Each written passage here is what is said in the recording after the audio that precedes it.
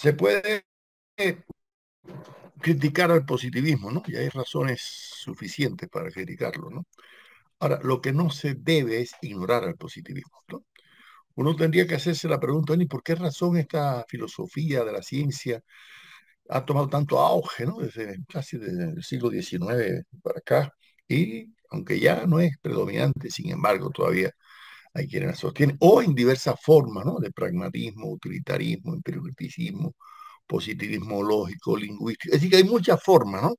De variantes del positivismo que veremos en otros videos posteriormente. Pero ahora, lo que llama la atención es que a veces se critica al positivismo sin conocer sus características. Yo creo que un investigador científico y un profesor de cualquier disciplina debe conocer al menos cuáles son las características básicas, ¿no? Del positivismo para que luego pueda criticarlo, ¿no? O asumirlo si quiere asumirlo, ¿no? Porque a veces yo me he encontrado en algunas universidades que me dicen, no, yo no utilizo hipótesis, porque las hipótesis ya eso es positivismo. Entonces yo digo, entonces Aristóteles y Platón eran positivistas, ¿no? Porque Kant y Newton, todos eran positivistas, porque las hipótesis existen, ¿no? Desde la antigüedad, ¿no? Por lo tanto, no se puede pensar que porque se utiliza hipótesis se quiere hiperbolizar el método hermenéutico, el método entonces, fenomenológico, entonces que hemos visto, pues se quiera subestimar el papel de las hipótesis, ¿no? En las investigaciones científicas. Aristóteles decía que las hipótesis son principios de demostración, ¿no? Pero como postulados que no son de absoluta credibilidad. Esa es la definición aristotélica de una hipótesis. Y Platón decía que eran planteamientos de los matemáticos, sobre todo de los geómetras, ¿no? De suposiciones, ¿no? Conjeturas que necesitaban una validación suficiente o fundamental, ¿no? Para que pueda dar lugar a una tesis. Recuerden que en videos anteriores, cuando hablamos de la dirección de la investigación científica, cuando hablamos del problema, decíamos que un problema no puede prescindir de varias posibles hipótesis, o sea, se elige una, ¿no? Lo mismo Newton que Kant utilizaron, ¿no? Los conceptos de hipótesis, pero en fin, Newton fue muy prudente, ¿no? Él formuló una hipótesis respecto al tema de la gravitación, ¿no? Universal y el mundo de la mecánica, pero no le preguntaran por las causas, porque dijo que no, yo hasta ahí no llego, ¿no? Entonces, supo darle alguna medida, ¿no? De la misma forma, Kant, que no era un científico, un filósofo, ¿no? Sin embargo, formuló una hipótesis incluso sobre el origen del sistema solar, posible, ¿no? Una hipótesis que luego el matemático francés Jean Laplace Baptiste trataría de dar una fundamentación matemática, ¿no? Geométrica incluso, y se conoce como hipótesis Kant-Laplace. Hoy en día sigue siendo una hipótesis, ¿no? Kant decía, y yo cito, si se quiere que la imaginación no desvaríe, sino que cree bajo la estrecha vigilancia de la razón, es necesario que haya primero algo completamente seguro y no inventado o producido por la simple opinión. Esto es la posibilidad del objeto mismo. Desde esa perspectiva, es perfectamente legítimo recurrir a la opinión en lo que a la realidad de dicho objeto se refiere. Ahora bien, si tal opinión no ha de ser infundada, tiene que ir ligada como fundamento explicativo a lo efectivamente dado y por ello mismo cierto. Es entonces cuando la opinión se llama hipótesis. Fin de la cita de Kant de la crítica de la razón pura. Fíjense bien, ahí Kant, que fue un genio al tratar de buscar una solución, ¿no? Entre el subjetivismo y el objetivismo, que ha pecado más y cae en el primero que en el segundo, ¿no? Plantea que algo efectivamente dado. Esa palabra es importante después para el positivismo, ¿no? Y no olviden que Kant es anterior también al positivismo, ¿no? Esto formula, mientras que el positivismo es una filosofía que genera el matemático francés Augusto Comte ya en la primera mitad del siglo XIX. Kant había formulado ya estas ideas desde finales, ¿no? Del siglo XVIII. Ahora, lo más lamentable es que a veces uno le pregunta, ¿no? A quienes critican el positivismo, bueno, ¿y por qué? ¿Cuáles son los fundamentos? Y no le pueden dar una explicación adecuada, ¿no? porque como que no conocen, ¿no? A veces te dicen, no, porque se hiperboliza lo cuantitativo. Bueno, es cierto que en cierta medida, bueno, Comte era matemático y le dio mucha importancia, ¿no? A lo cuantitativo, a lo medible, a lo contable, a lo matemático, ¿no es así? Utilizando la herencia cartesiana. Pero de mismo modo que el empirismo, ¿no? Que todo que se puede verificar empíricamente, el dato. Es cierto que eso es característico del positivismo, pero cuidado, no confundamos que eso es lo básico, todo, ¿no? Del positivismo, ¿no? Es más, a veces no se tiene ni clara concepción de la palabra, ¿no? Positivismo, ¿no? Yo me he encontrado, por ejemplo, que se utiliza asumir la vida con positivismo. Bueno, ahí se está refiriendo más a optimismo que, ¿no? En el sentido filosófico del término, ¿no? Por lo tanto, en primer lugar, el término positivo ya existía antes que Comte, por supuesto, ¿no? Y ya se manejaba en la polaridad, por ejemplo, magnética, ¿no? Del polo negativo, polo positivo.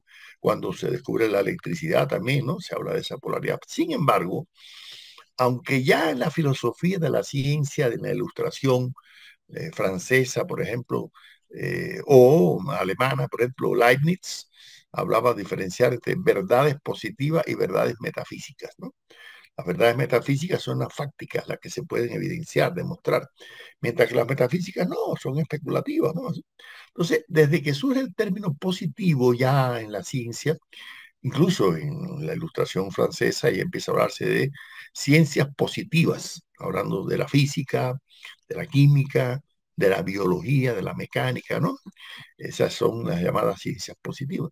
Pero siempre lo positivo se entendía como algo fáctico, ¿no? Algo dado, algo indudable, seguro, empíricamente, ¿no? Observable, ¿no?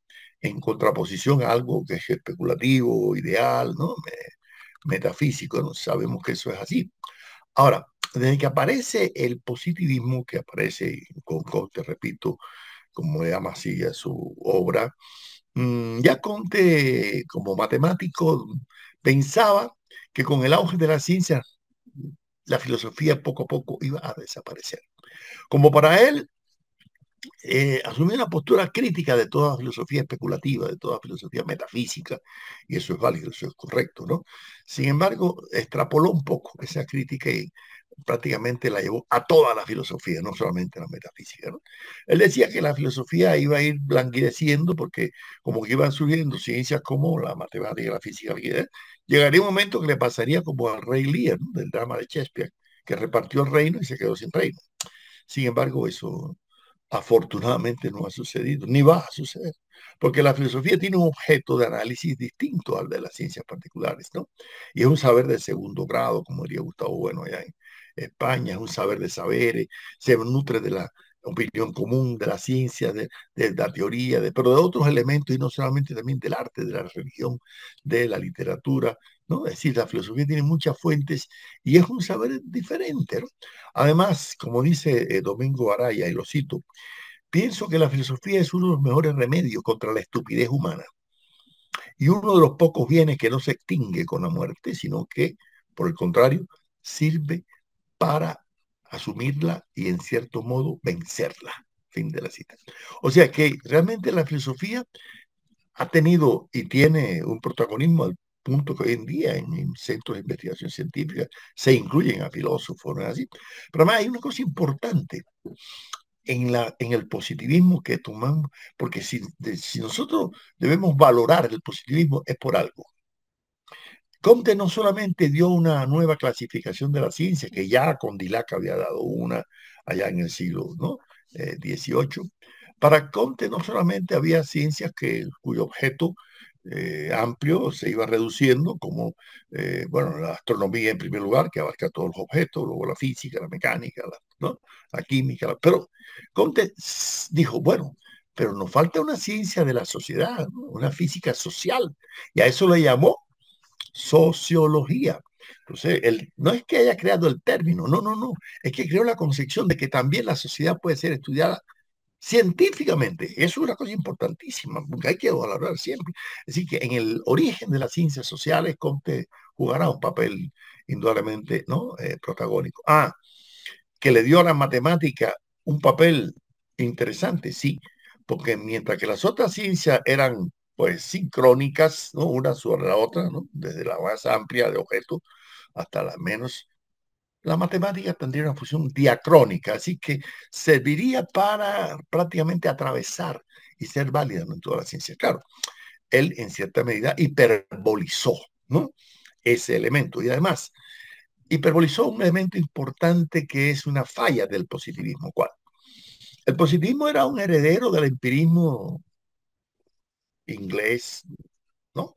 De Bacon, de Hume, de Berkeley, pero no olviden que muchos de esos empiristas eran muy subjetivistas, incluso eran agnósticos, ¿no es así? Pero también del racionalismo cartesiano, ¿no? Y entonces, ¿qué pasa? Que Comte empieza a considerar que sí, que existen leyes, pero cuidado, ¿qué concepto de ley es que maneja Comte? No es relación de causa, no, no, no, no, no. Es relación de semejanza entre los fenómenos. Es como una interpelación fenoménica, ¿no? Entre los objetos de la realidad. Y esa es la tarea, ¿no? De la ciencia, ¿no? Ahora, en esa medida, Comte va a hiperbolizar el elemento epistemológico y va a subestimar el elemento axiológico, o sea, los valores. Y por eso los positivistas casi siempre tratan de excluir, ¿no? El elemento valorativo, ético, estético, moral, político, ideológico, ¿no? Y darle más peso a lo científico, a lo dado, al hecho, ¿no? ¿Ah? Y eso es un error, porque realmente en la ciencia el componente axiológico siempre va a estar presente, ¿no? Algunos continuadores del enfoque positivista del siglo XIX, como el sociólogo francés Émile Durkheim, argumentaba que igual que las ciencias naturales, en las ciencias sociales la ciencia tiene que ser objetiva. La palabra objetiva es importante, ¿no? Para el positivismo. Y además tiene que ser independiente de toda filosofía, ¿no? De todo posible error. Ya Francis Bacon había planteado ya desde el siglo XVII que el filósofo empírico debe evitar los ídolos, que es decir, las imágenes falsas, ¿no? Evitar los posibles errores que se cometen, ¿no? Por la simple apariencia de las cosas. Y ese elemento en cierta medida va a estar presente, pero en definitiva el positivismo es una filosofía muy fenomenalista, así que le interesa el fenómeno, la apariencia, la forma externa, ¿no? Del objeto y cómo se manifiesta, ¿no? Pero a la vez trata de buscar las regularidades matemáticas que se dan en ese fenómeno, objeto de estudio, ¿no? Y por eso es que Renato Descartes decía, y cito, las ciencias matemáticas eran las que más me agradaban por la certeza y evidencia de sus razonamientos, pero no comprendía todavía su verdadera aplicación. Y al pensar que no servían más que a las artes mecánicas, me admiraba de que sobre tan firmes y sólidos fundamentos no se hubiera edificado algo de mayor trascendencia que esas artes mecánicas. Así que Descartes trata de darle a matemáticas un protagonismo mayor que no fuera solamente en el mundo, ¿no? De la mecánica, sino de trascender con sus ejes cartesianos, ¿no? A un conocimiento más profundo de la realidad. Es un aporte, ¿no? Indudablemente. Ahora, ¿qué pasa? Que tanto los racionalistas como Descartes o como Spinoza, ¿no? Así como los empiristas al estilo de David Hume o de George Berkeley, insistieron demasiado en la verificación empírica, en el caso de estos últimos, de que lo que no se puede observar, lo que no se puede ver, lo que no se puede constatar, aprender de una manera inmediata por sentido, puede ser falso. Y eso es erróneo. Hoy en día la ciencia ya desde el siglo XIX demostraron los fenómenos, ¿no? Estocásticos, los fenómenos probabilísticos, por lo tanto, no es así. Y esa es la razón por la cual, en cierta medida, el positivismo va a cargar con una tendencia agnóstica, como diría la filósofa cubana Rita Bush, ¿no? Que detrás de esas percepciones quedaba el escepticismo, el agnosticismo, ¿no? Y ese es uno de los grandes defectos, ¿no? Que tiene el enfoque positivista. ¿Por qué?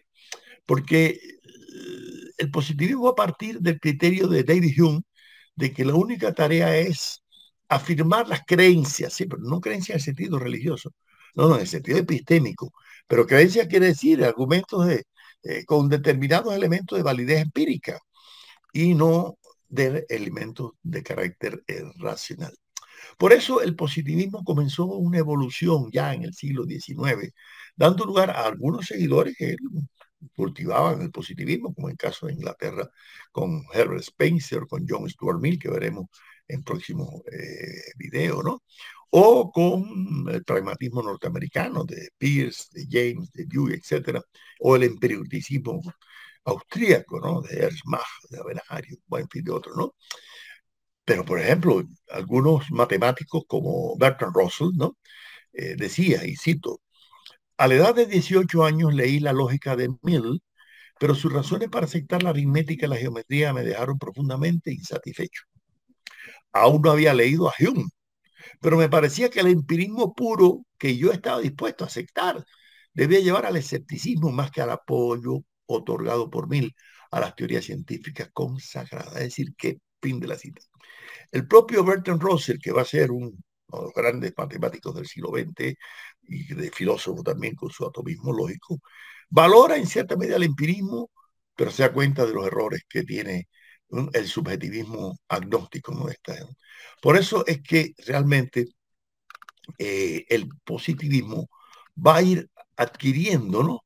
Una connotación de no ser un conocimiento, no propiciar, ¿no? Un conocimiento lo más seguro, firme, ¿no? Y además propiciar en cierta medida un escepticismo, no al estilo de aquel Pirrón de Elis allá en Grecia, ¿no?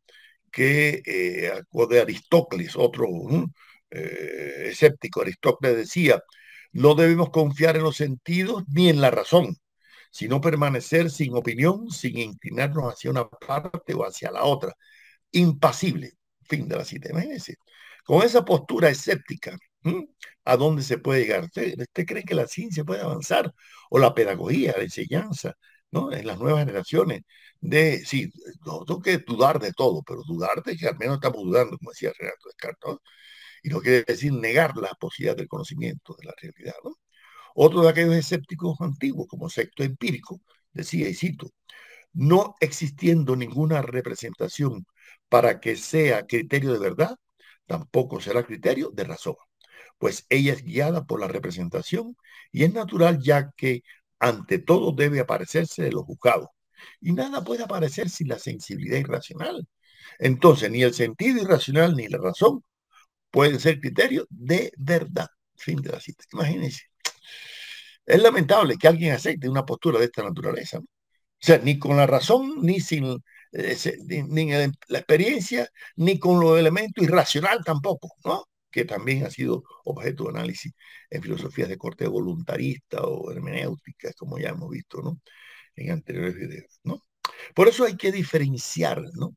El escepticismo pirronista, como decimos, aquel absoluto, de una duda metódica cartesiana, de una duda que aparece incluso en Marx.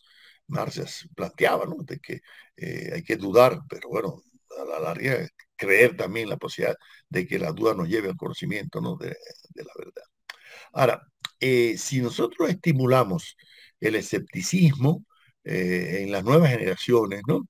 O simplemente generamos una mentalidad receptiva, empírica del conocimiento, podemos caer lo que Paulo Freire criticó como educación bancaria, ¿no?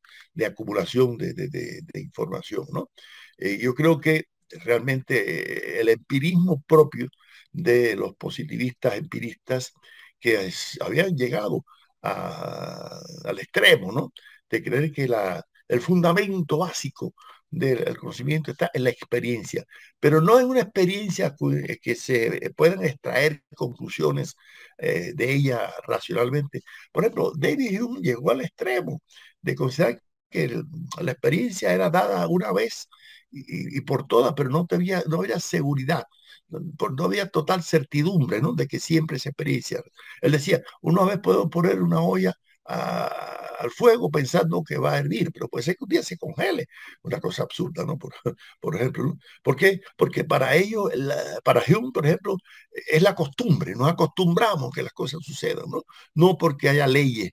En eso el positivismo rompe con esa postura de la costumbre, ¿no? Y yo creo que Comte apoya el tema de lo que sucede es que las leyes que para Comte son relaciones de semejanza, ¿no? De concatenación entre un fenómeno y otro, no son nexos estables, seguros, causales, porque Comte renuncia al conocimiento de las causas, valorando a Aristóteles que decía que había una causa final que era Dios y una causa primera que era Dios, que no se podía conocer. Decía, bueno, si no podemos conocer ni la causa final, ni la causa, el principio de todas las causas, que es Dios, entonces renunciemos a todas las causas y creemos solamente con este mundo fenoménico. Ahora, lo cierto es que ese positivismo que tuvo fuerza en el siglo XIX, no olviden que el siglo XIX es un siglo de viraje, ¿no es?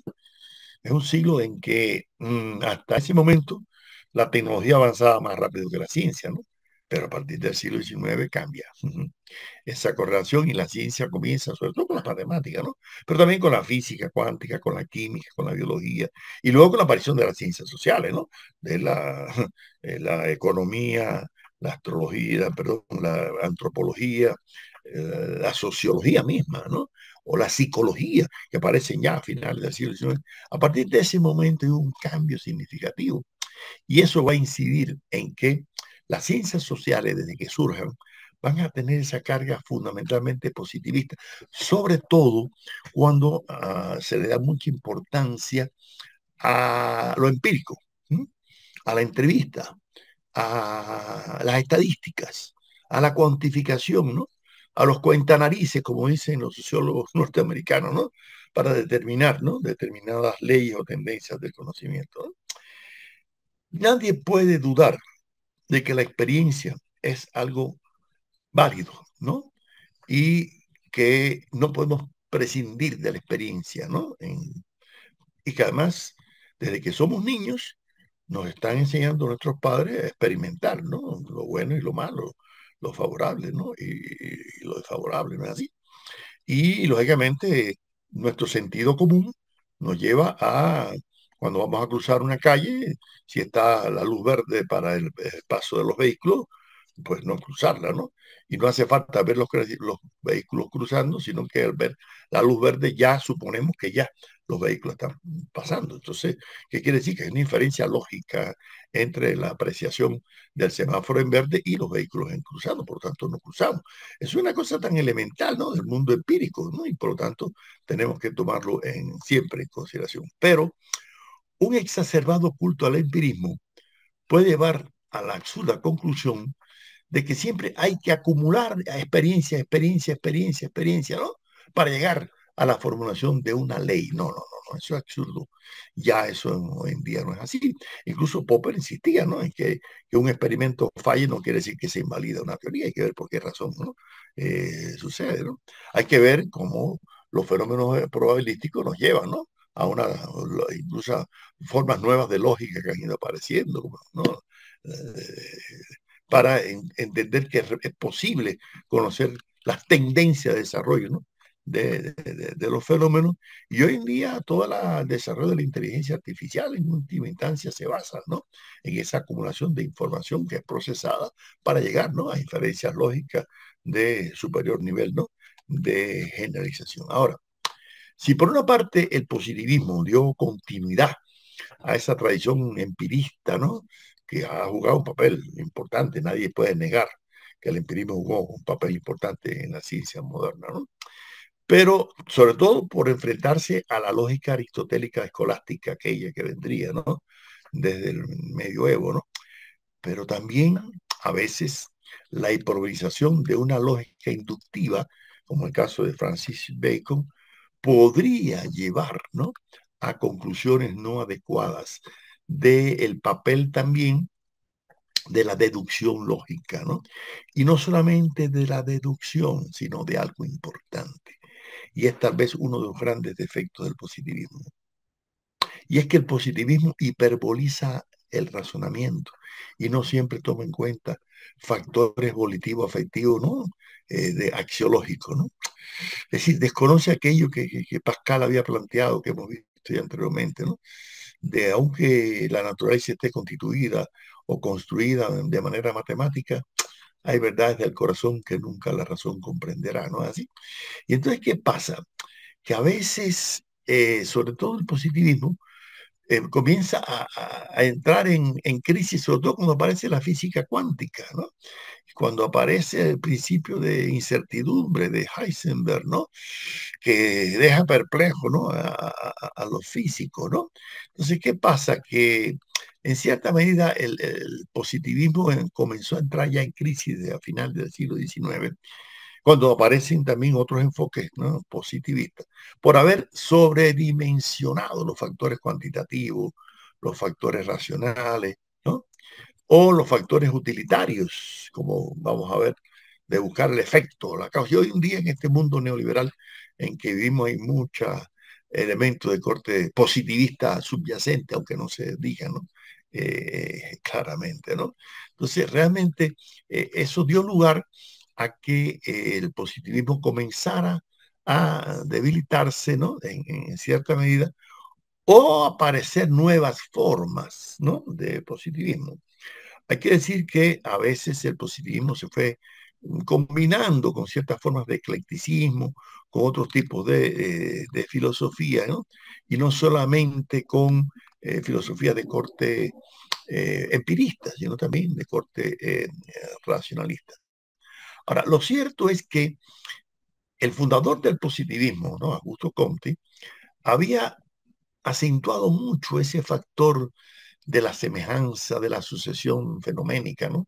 Y lo cito, dice, en el estado positivo, el espíritu humano, reconociendo la imposibilidad de obtener nociones absolutas, renuncia a buscar el origen y el destino del universo y a conocer las causas íntimas de los fenómenos, para aplicarse únicamente a descubrir, mediante el empleo bien combinado del razonamiento y de la observación, sus leyes efectivas, es decir, sus relaciones invariables de sucesión y de semejanza. Fin de la cita.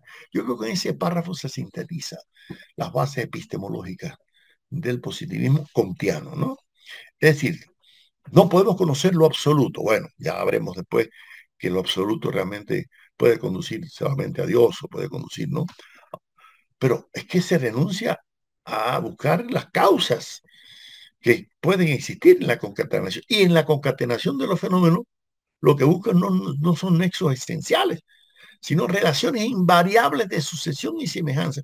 Yo creo que si un investigador científico se reduce a buscar relaciones de sucesión y de semejanza en el mundo físico, químico, matemático, biológico, psicológico, sociológico, está cayendo en una postura fenomenalista, positivista, ¿no? Sin que se dé cuenta de que es positivismo.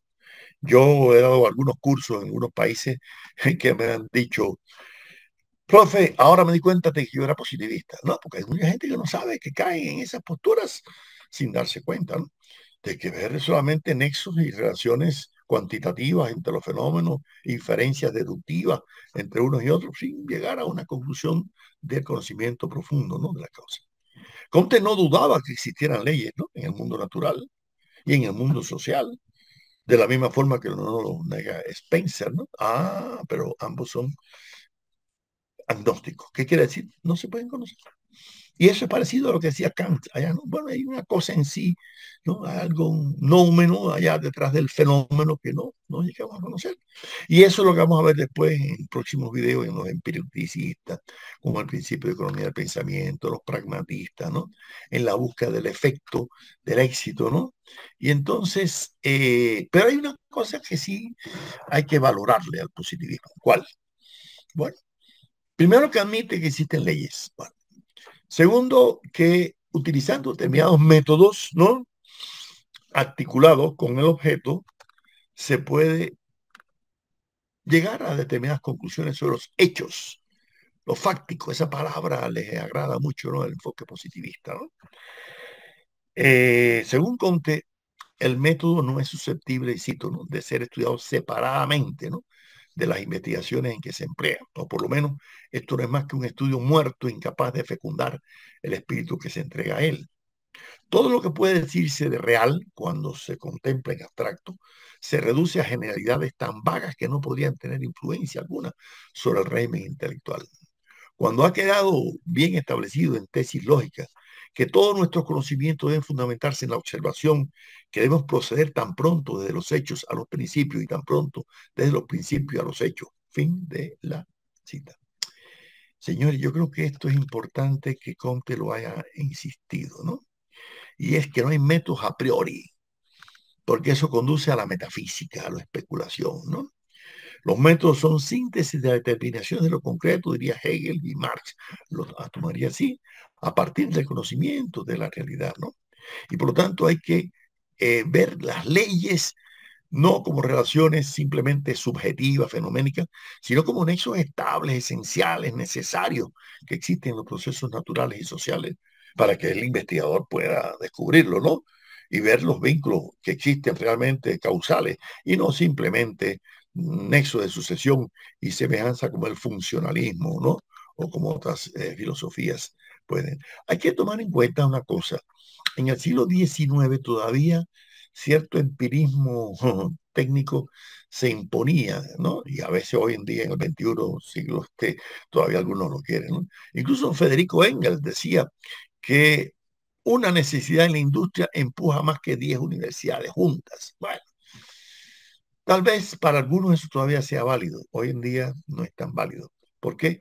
Porque la investigación teórica va alcanzando y ha ido alcanzando desde mediados del siglo XIX mucha fuerza y por eso la geometría neoeuclidiana de Riemann y Lobachevsky rompió los cánones que le sirvieron, ¿no?, a la física cuántica y por eso Einstein insistiría en que no hay nada más práctico, ¿no?, que una buena teoría, ¿no?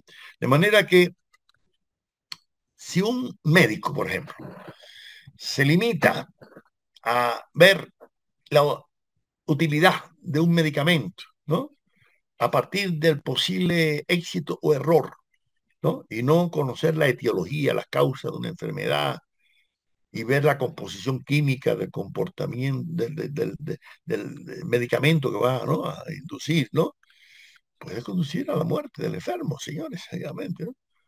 La medicina, que es una ciencia tan eh, empírica en cierta medida, sí, pero no puede prescindir de la investigación teórica, ¿no?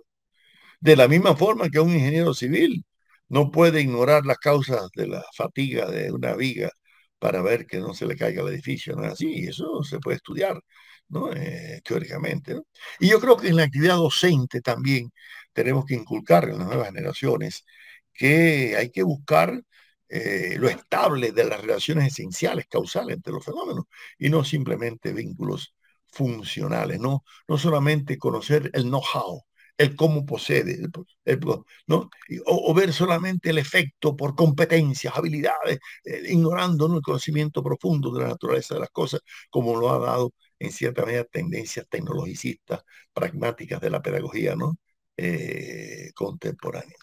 Por eso nos parece que el positivismo ha tenido un impacto por haber improvisado la ciencia, tal vez ese ha sido uno de sus grandes errores, ¿no?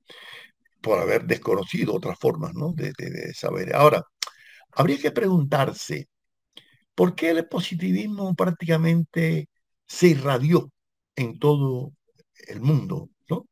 Y no solamente se quedó en Francia o en Inglaterra. No, no, no, no, no, no, no.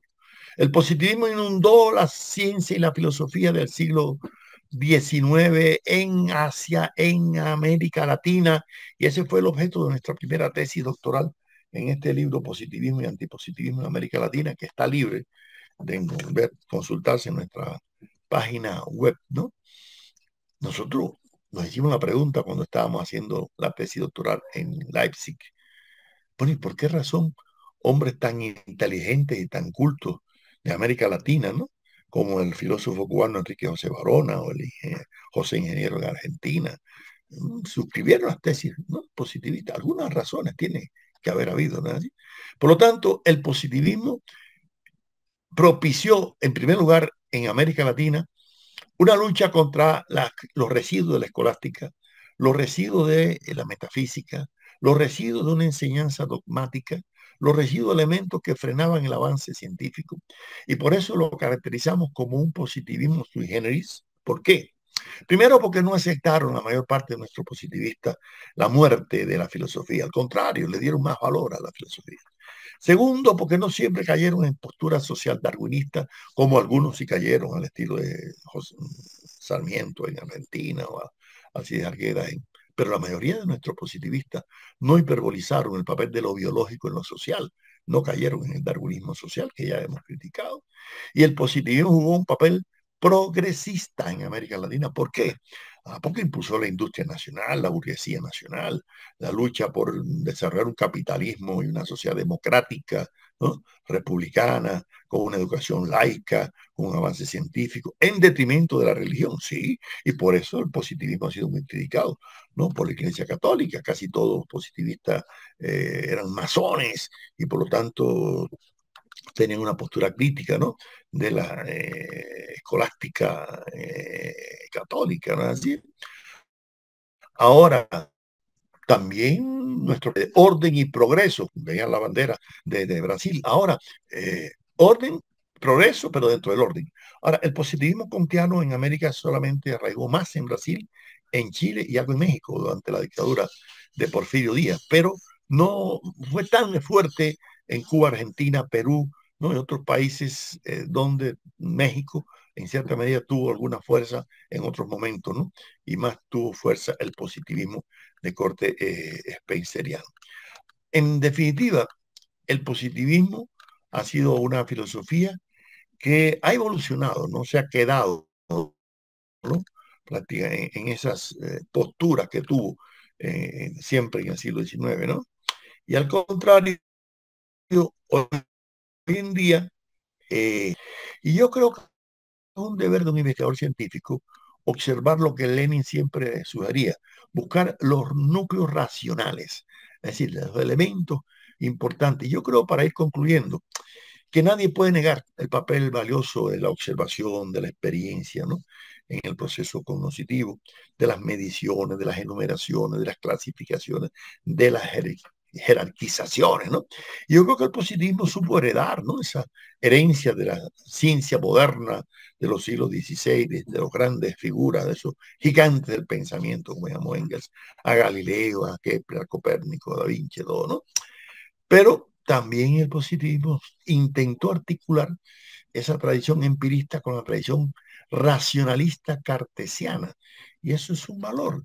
Y por lo tanto, si se hace un balance del positivismo, yo suscribo la tesis del uruguayo José Enrique Rodó, que se formó en esa generación positivista, igual que mexicano José Vasconcelos o Bas Ferreira en Uruguay también, Alejandro Deuste en Perú, tantos que después, Pedro Enrique Ureña en Dominicana, tantos que después desistieron, ¿no? Del positivismo, lo criticaron, como nuestro José Martí, que también tuvo una postura crítica del positivismo, pero reconocía los valores, cuidado, del positivismo. Para Martí el positivismo dañaba el arte, dañaba la comprensión de la realidad y por eso criticó. Sin embargo, reconocía el papel del positivismo en América Latina. Martí decía, esta América nuestra que va de un brazo con Bolívar y del otro con Spencer, imagínense, ¿no?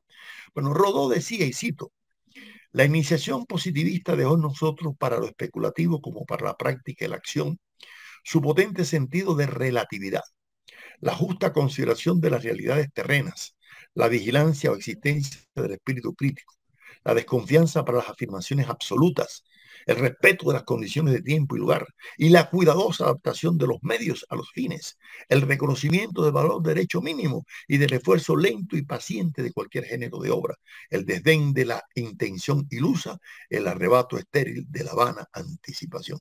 Fin de la cita. Yo creo que esta cita de Rodó prácticamente nos puede resumir por qué nosotros sugerimos que se debe criticar el positivismo, pero también no se debe ignorar. Y tendríamos que terminar, bueno, ¿y acaso no existen también razones suficientes para que el positivismo en la actualidad adquiera nuevas modalidades y nuevas formas o haya evolucionado a través del pragmatismo, el utilitarismo, el empiricismo, el positivismo lógico, el atomismo lógico, todas esas nuevas formas de positivismo que veremos en próximos videos.